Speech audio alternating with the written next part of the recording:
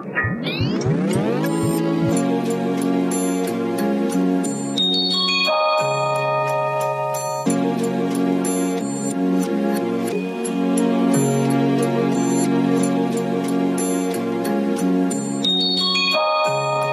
there, Will here, and today I'd like to talk to you about the RB67 system, which as of today, the 6th of January 2021, I've owned and used for 5 years, which is a very long time.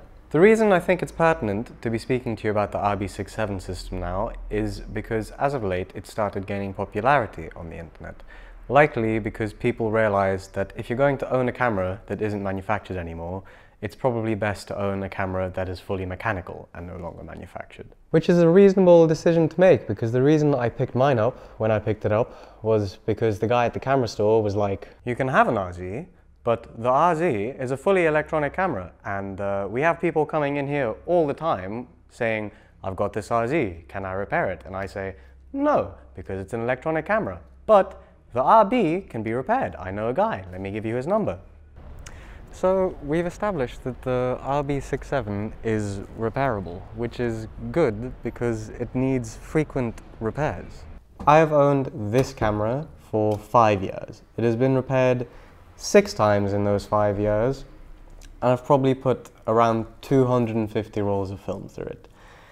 The repairs to it were largely associated with the lenses, because the RB lenses, if you were not aware, frequently have issues with grease clogging up the leaf shutter blades and making it so that even though the lens seems to fire, it isn't actually firing, and you end up making a super long exposure because the aperture blades aren't actuating the way they're meant to, which, you know, was the initial problem I had with this camera. Then the seals turned out to all be junk anyway, because once it was actually making pictures with the lens, I could see that the light seals were completely toast, even though they didn't look too toast, because the RBs have an issue where the dark slide port, there's a little spring that pushes down on a platform that closes the hole inside where the dark slide would go, and frequently these springs become exhausted because these cameras are all like 40 years old now, and it doesn't close. So when you remove the dark slide, you end up with light leaks because it's not sealed. The next issue I had was that the back started to jam. All of this happened within the first year of owning the camera. Since then, I've had to repair it at least once a year.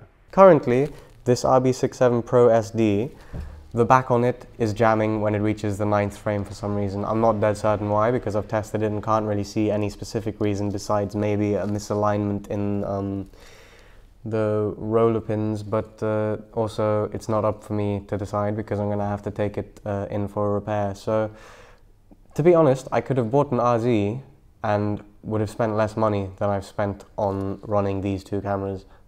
But if the RZ had died, it wouldn't have been repairable. And I know the champion of analog photography on YouTube, old Willem, recently put out quite an enthusiastic video on the RB67 system, which I found to be quite ironic because directly thereafter he put out a video detailing how he had to repair the light seals on his, despite the fact that it was a brand new mint example. And he also went on about how easy it was to double expose frames on the Pro S, which isn't actually true because the Pro S has a interlock system on the back that makes it so that if you do try to double expose, it just doesn't take a picture, which, I mean, obviously on his example, that's probably broken. There are no perfect examples of analog cameras, really. I mean, all of them have some sort of issue that's likely to pop up at some point, and for me, personally, the RB67 is quite low down on the staircase elevation of perfect analog cameras. It was built and designed as a studio camera.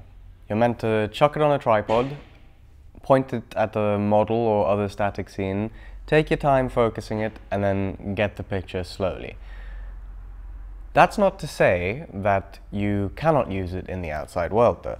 I personally have lugged mine around for the entirety of the time I've owned it. I've barely ever used it in studio, and it is a very capable camera in the outdoors. It's just a struggle at times to be carrying around this thing which may or may not have a prism finder on it. I don't use mine with a prism finder, but if you do have a prism finder on it. There's no way you can lug it around by hand. I mean, look at this. Why? No one in their right mind would ever want to go around holding a camera that weighs, I think it weighs like 3.5 kilos with this prism on it, for the sake of making high quality pictures.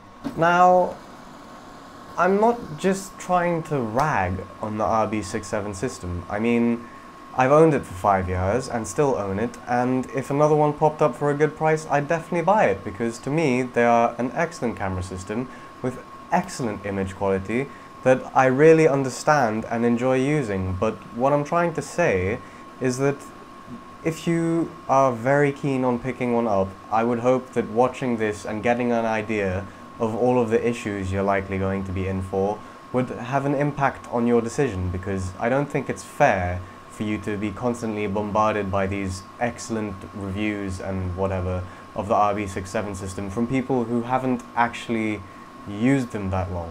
And I know a lot of people also point out that once you get used to using them and you know how to use it, you're good to go, you know? You just need to take it slow.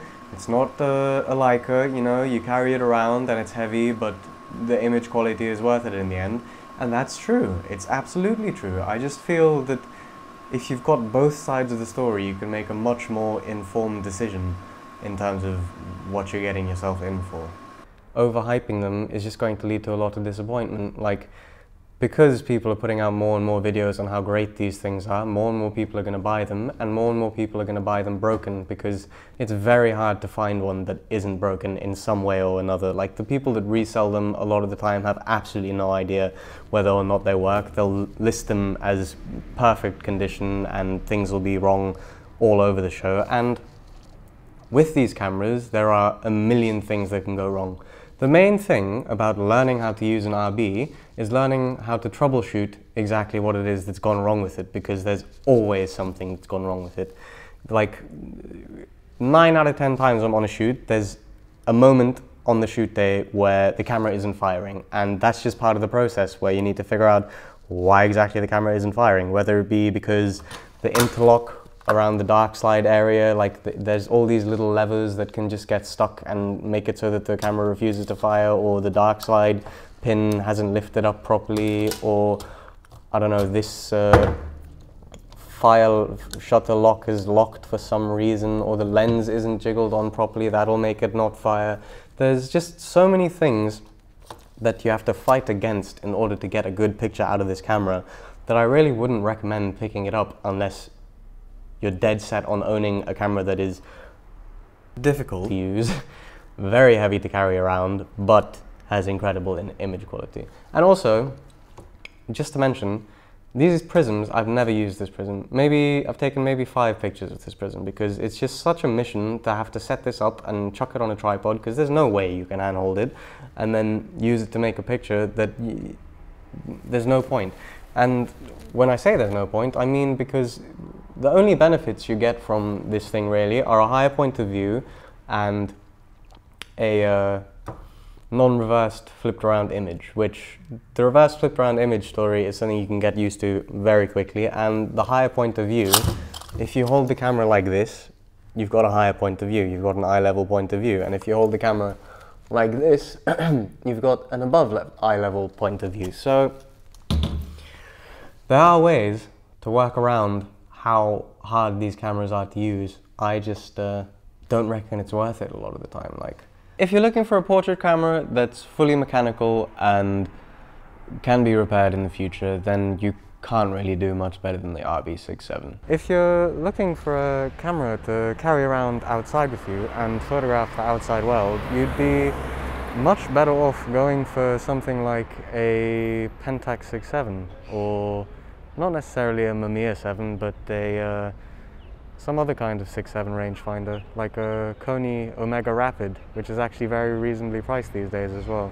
A lot of the time, I see people buying these cameras, and their image, the quality of their photographic work takes a nosedive, because you're suddenly not really focusing on making pictures anymore. You're focusing on trying to, you know, compose a frame in this weird square while looking down and learning how to focus. And if you breathe the wrong way and you're shooting at a low aperture, then everything's going to get thrown out of focus by moving back that far, you know? It's just it's such a struggle to use these that unless you've really done your research on them and are dead certain that the benefits of the system are benefits that line up with your photographic sensibility, then just buying it because someone on YouTube told you that it was a cool camera, it's not worth. Like, I feel I really need to point out to people that are interested in buying the RB.